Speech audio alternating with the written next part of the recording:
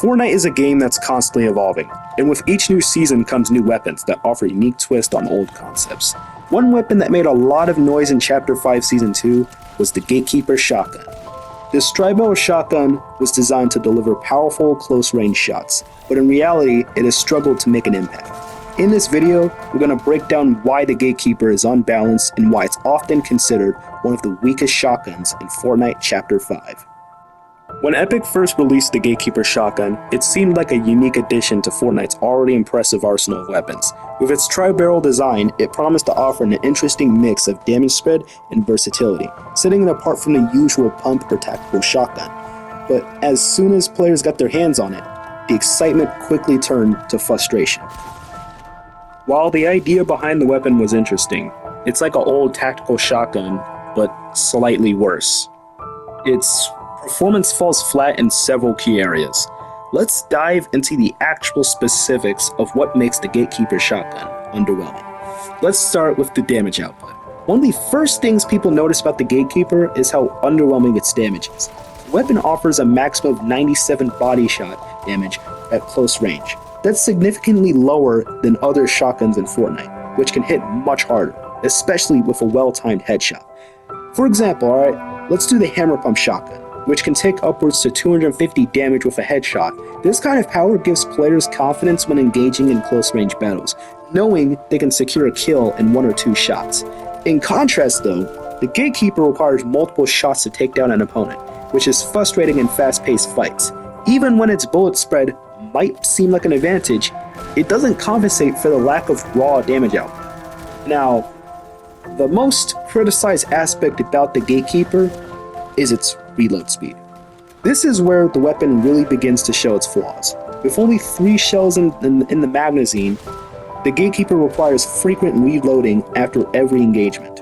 Considering that reloading a shotgun in Fortnite can leave you vulnerable for enemy attacks, the slow reload speed of the Gatekeeper becomes a major issue. After every shot, you have to wait 2.1 seconds to reload. During this time, you're left wide open to take advantage, or worse, get eliminated, while you're trying to load up a new fresh of cells. Considering that reloading a shotgun in Fortnite can leave you vulnerable to enemy attacks, the slow reload speed of the Gatekeeper becomes a major issue. After every shot, you have to wait 2.1 seconds to reload. During this time though, you're left wide open to take advantage, or worse, get eliminated, while trying to load up a fresh new set of shells. In a game where fast reflexes are key, this slow reload speed often forces you into awkward situations, like especially when facing opponents who are using shotguns with faster reload times or even fully automatic weapons. Another problem with the Gatekeeper, which is also connected to that reload speed, is the limited 3-shell magazine. While 3 shots might sound like enough for close-range combat, Fortnite battles often happen at breakneck speed, which, when you miss shots, you're left with little to no room for error. Other shotguns in Fortnite, like the hammer pump, offer more rounds per magazine or higher damage output, allowing players to maintain pressure in a fight. The Gatekeeper, however, forces you into a cycle of loading 3 shells, reloading, and repeating the process. Hardly ideal when you're trying to keep up with the pressure.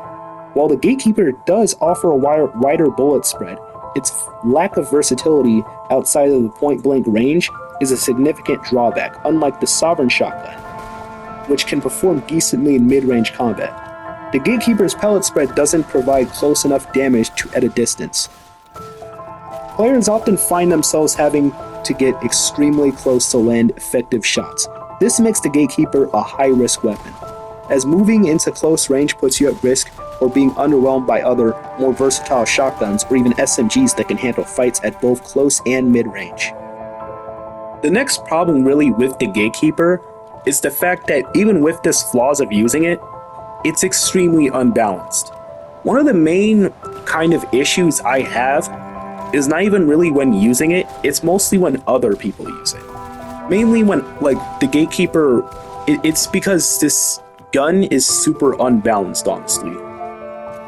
If you basically hit all 3 shots, you have a guaranteed elimination, which sounds good when it's you, but when it's other opponents, it sucks, because you just have to be close at hitting, have extreme accuracy, and most of the time, as like most of the time you're probably not going to have that chance. You're pretty much not going to have that chance because most of the time when you have to get close to someone, you have low health, and they're going to beam you with a SMG or any better kind of shotgun that's better than the gatekeeper. Most of the times people mostly just use the pump style weapon instead of, weapon like the gatekeeper, which back in chapter 1 or chapter 2, the tactical was actually the best shotgun, which kind of is sad considering how much of a failure the gatekeeper is as a weapon on its own. Because the gatekeeper, it's just a bad weapon. Now let's just get on to the final part of the video. In conclusion, while the gatekeeper shotgun has potential, its design leaves much to be desired. With its low damage, slow reload, and limited magazine size, it falls short compared to other shotguns in chapter 5. Until Epic Games decides to make more better shotguns with this kind of style, it's unlikely that players will opt for the gatekeeper when there are more reliable choices available. What do you think of the gatekeeper? Have you ever used it in your games in chapter 5, or do you think it's just not worth the trouble? Let me know in the comments below, and don't forget to like and subscribe for more breakdowns of Fortnite weapons and gameplay.